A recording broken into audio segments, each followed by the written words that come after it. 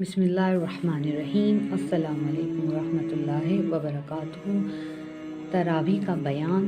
مسئلہ: ماہ رمضان میں مردوں اور عورتوں کے لیے 20 رکعت تراویح بعد نماز عشاء ادا کرنا سنت مؤکدہ ہے۔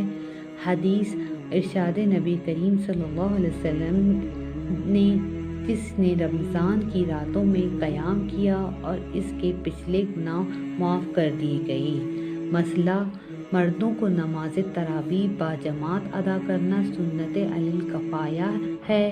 اگر تمام اہل محلہ الگ الگ تراویح پڑھ لیں گے اور باجماعت بالکل نہ ہوگی تو سب گنہگار ہوں گے۔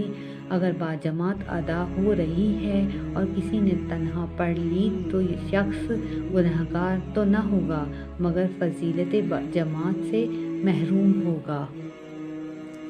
مسئلہ: نماز تراویح 20 رکعت 10 سلاموں کے ساتھ ادا کریں اور ہر 4 رکعت کے بعد تھوڑی دیر آرام کر لینا مستحب ہے۔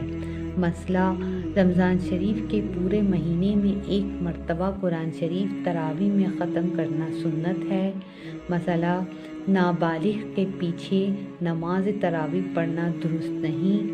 مسئلہ: بعض جگہ تراویح میں قرآن شریف 15 سے 20 دن میں یا اس کے بعد مہینہ ختم ہونے سے پہلے ختم ہو جاتا ہے تو بہت سے لوگ اس کے بعد نماز تراویح چھوڑ دیتے ہیں۔ یہ غلط ہے کیونکہ قرآن شریف ختم کرنا مستقل ثواب کی چیز ہے اور پورے مہینے تراویح پڑھنا علیحدہ مستقل سنت ہے۔